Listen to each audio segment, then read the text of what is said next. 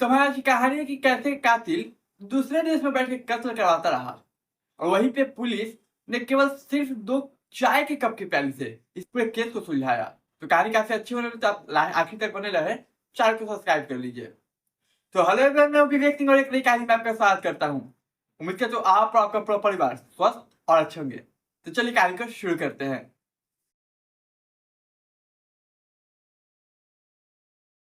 तो मैं आज की कहानी 2021 के जगह कर्नाटक के उडुपी। यहाँ पे इस उडुपी में एक रहने वाले परिवार में एक बेटी होती थी। इस बेटी का नाम विशाला। विशाला के लिए एक लड़का खोजा जा रहा था तो कि अच्छा हो, सब कुछ सही हो। तो देखते ही देखते उसे एक एनआरआई लड़का मिलता है। उस एनआरआई लड़का का नाम होता है रामाकृष्णन। और ये रामाकृष्णन एनआरआई लड़का था, दुबई में वो काम करता था, रहने वाला उडुपी का ही था।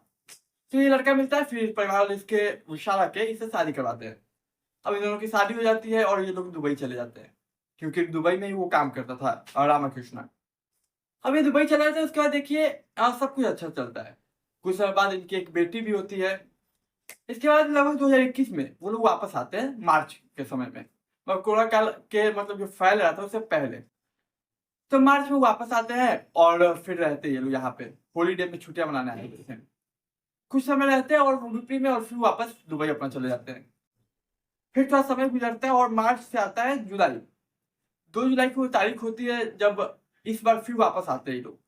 तो इस बार सिर्फ माँ और बेटी, यानी कि विशाला और उसकी बेटी आती है। इस बार रामाकृष्णन नहीं आता है, और वो नहीं आता इसलिए क्योंकि उसका वहां पे काम होता है और ये लोग साथ घूमने आते हैं। अब मैं बता दूं कि ये जो रामाकृष्णन है, उडुपी में जहाँ मायके था विशाला का, वहीं से कुछ किलोमीटर की दूरी पे और उसने एक फ्लैट भी ले लिया था एक सोसाइटी में।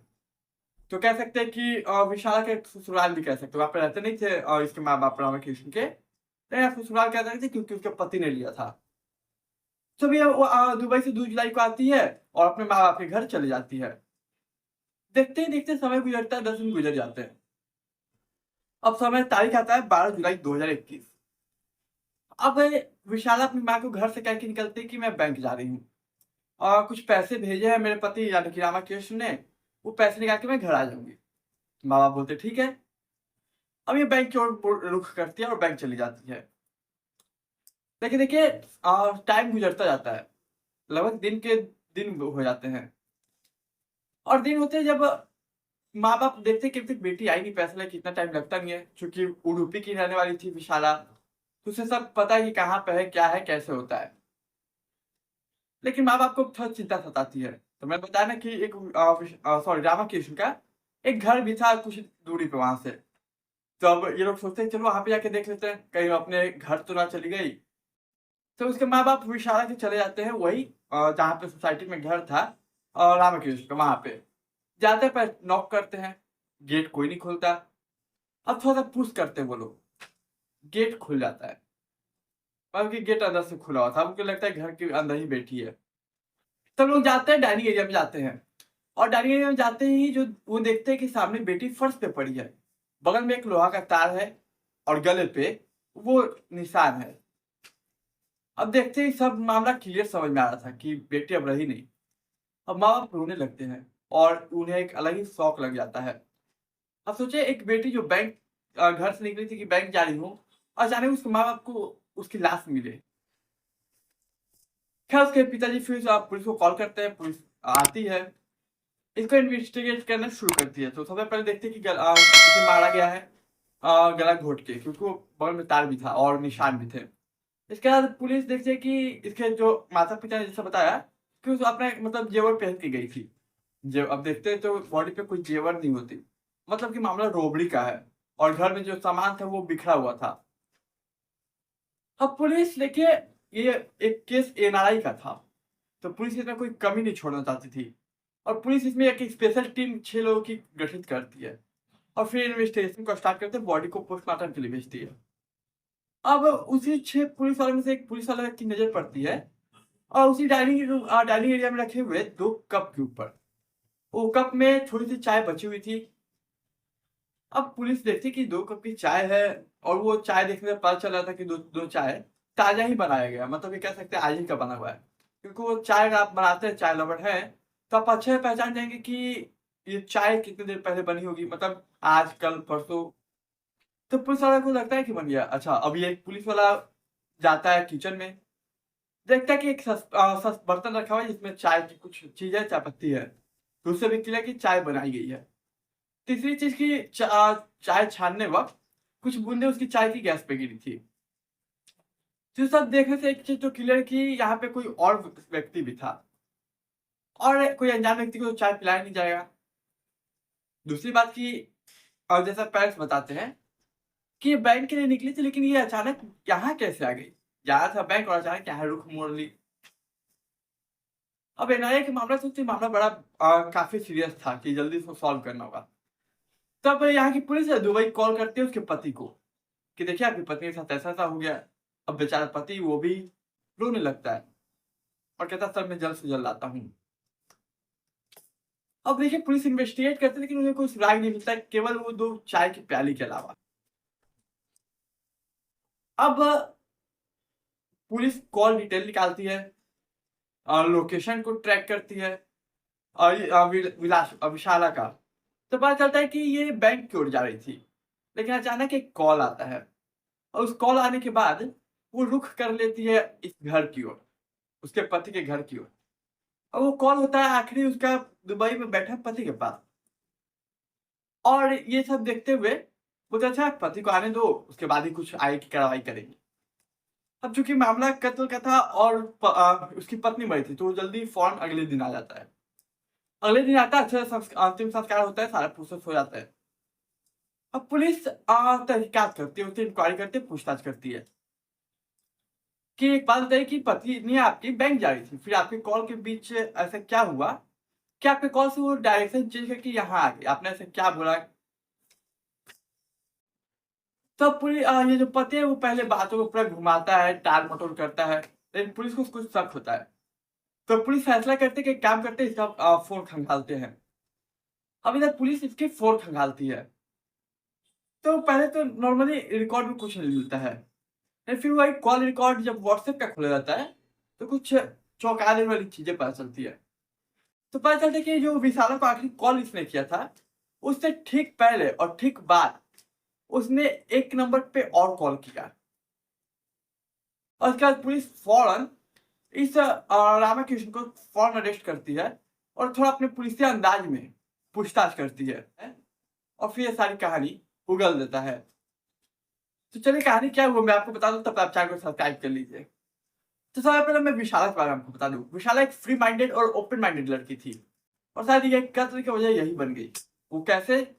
तो सुनिए वो क्या बोलता है रामकृष्ण। कहता है कि जब हमारी शादी हुई और हम दुबई में आए, तो विशाला को देखता था मैं कि हमेशा वो किसी न किसी से बात करते रहती थी, मैं खुल के पूरा बात करती थी। और मुझे एक दिन एक से बात करते एक से मुझे डाउट हो गया। मुझे उसका अंदाज़, हाव-भाव से लगा कि कुछ गड़बड़ है, मेरी बीवी के साथ अफ़ेयर है। लेकिन मेरे पास कोई प्रूफ़ नहीं था, कोई एविडेंस नहीं था, मैं कुछ कर नहीं सकता था। और जस्ट इग्नोर करते हुए वो सबसे इस तरह से घुल-मिल के बात करती थी। और मुझे इसके मन में कहीं न कहीं ये शक पैदा हो गया था।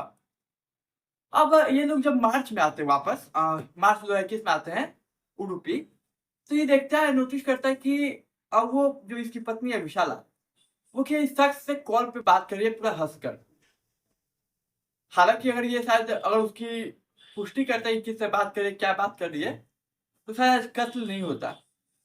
तो इसे फिर शक होता है और शक गहराया जाता है। कहते हैं कि शक का जो गहराई होता है ना, वो बहुत ही डीपली होता है। उसे कोई खत्म नहीं कर सकता, इसका कोई आज तक इलाज नहीं है। तो ये शक होता है कि ये किससे हँस के उड़ के बात कर रही है इतना ही फ़ोन पे।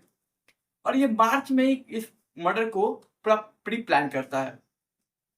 तो देखिए वो जो शख्स को कॉल किया था, वो शख्स थे गोरखपुर के रहने वाले 2 लोग। उसमें से एक का नाम था स्वामीनाथ। तो यूँ ही जब अब ये प्लान बनाते हैं मार्च में ये कैसे कत्ल किया जाए। तो वही अखबार एक दिन पढ़ा तो उसी में उसे पता चला कि यहाँ इंडिया में एक सुपारी किलर, मतलब कि बाहर के टट्टू कह सकते हैं जो कि पैसे लेके कत्ल करते हैं, ऐसे लोगों के बारे में पता चला। तो फिर पता करते-करते इसे पता चला स्वामीनाथ के बारे में, जो कि गोरखपुर में रहता था। अब वो एक रोज़ गोरखपुर पहुँचता है मार्च में, फिर अपने बताता है इसको कि मुझे तुम्हारी मदद चाहिए, अपनी पत्नी को मरवाना चाहता हूँ।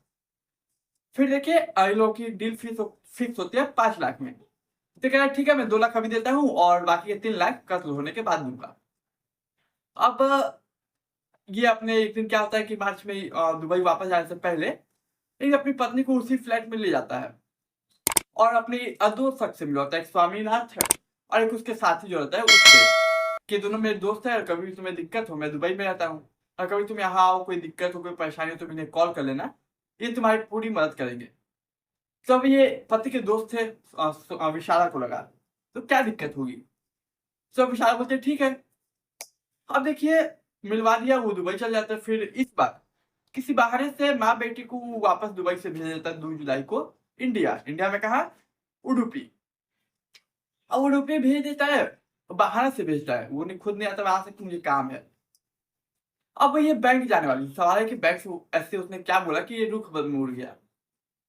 तो देखिए बैंक जाने वाली थी, उसको कॉल करता है तो बोलते कहाँ हो, तो बोलते बैंक जा रही हूँ पैसे निकालने, तुमने जो बोले। बोलते एक काम करो पहले बैंक छोड़ो वहां मेरे फ्लैट पे जाओ अपने। तो बोलते क्यों, तो एक्चुअली मेरे दो दोस्त साथी जो थे जिनसे मैंने मिलवाया था मार्च में, वो तुम्हारे लिए कुछ गिफ्ट लेकर आए हैं और वो गिफ्ट तुम्हारे लिए तो जाके उसे अटेंड कर लो, क्योंकि वो लोग फिर चले जाएंगे, काफी थोड़ा उन्हें जल्दी जाना है। अब बेटी सॉरी पत्नी तो पहले थोड़ा मना करते कि अभी थोड़ा पहले बैंक चल जाती हूँ, लेकिन देखते हैं कि अब एक गिफ्ट है तो तब उसका मन खुश हो जाता है और कहते हैं ठीक है मैं जाती हूँ, उन्हें इंतजार नहीं करवाऊंगी। फिर ये पहुंचते हैं उस सोसाइटी के उस घर जहाँ पे रामा की उसका घर था, उसका भी ससुराल था। देखते हैं कि दो लोग बड़े से एक बॉक्स लेके वो लोग खड़े हैं गेट के बाहर। अब गेट खोलती है, अंदर बैठाती है डाइनिंग एरिया में, फिर चाय बनाती है और ये दो चाय पिलाती है।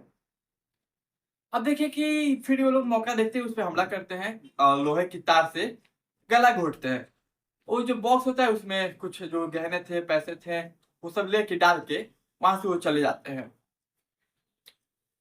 और ये सब सुनने के बाद पुलिस फौरन गोरखपुर की पुलिस को कांटेक्ट करती है, फिर उन दोनों शख्स को गिरफ्तार करती है और इस तरह से मामला खुल के सामने आता है। और आपने आप सोच रहे होंगे मैंने ये क्यों कहा कि सिर्फ 2 कप की प्याली से ये मतलब केस हो लिया, तो आके पुलिस ने खुद ही स्टेटमेंट दिया था। अगर वो कप की प्याली ना होती दो तो शायद दूसरा तीसरा चौथा इंसान उस घर में था, पता करना बहुत मुश्किल होता। तो इस तरीके से पुलिस वाले ने अपने खेल को बहुत ही अच्छे से सुलझाया, बारीकी से इस केस को देखा। और मैंने अपनी कई कहानियां में पुलिस की तारीफ भी की है कि एक छोटे से छोटे चीज को देख के पुलिस बड़े-बड़े केस को सुलझा लेती है। ये तो कुछ नहीं था। एक कहानी मैंने सुना था जिसमें केवल एक डॉक्टर की आधी पर्ची से पुलिस वालों ने पूरे केस को सॉल्व किया था, जिसमें ना ही मरने वाला का पता था, ना ही मारने वाला का, और ना सारे का कि उस शहर में मरने वाला कहाँ रहता था। फिर भी एक आधी पर्ची फटी हुई, उससे सॉल्व किया था। खैर मैं इसकी कहानी यही थी, उम्मीद करता हूँ आपको पसंद आई होगी। पसंद आई तो चैनल सब्सक्राइब, वीडियो को लाइक और अपने दोस्त रिश्तेदारों के साथ शेयर कीजिए। मैं एक नई कहानी में कल रात 9 बजे मिलूंगा, तब तक के लिए मुझे दीजिए इजाजत।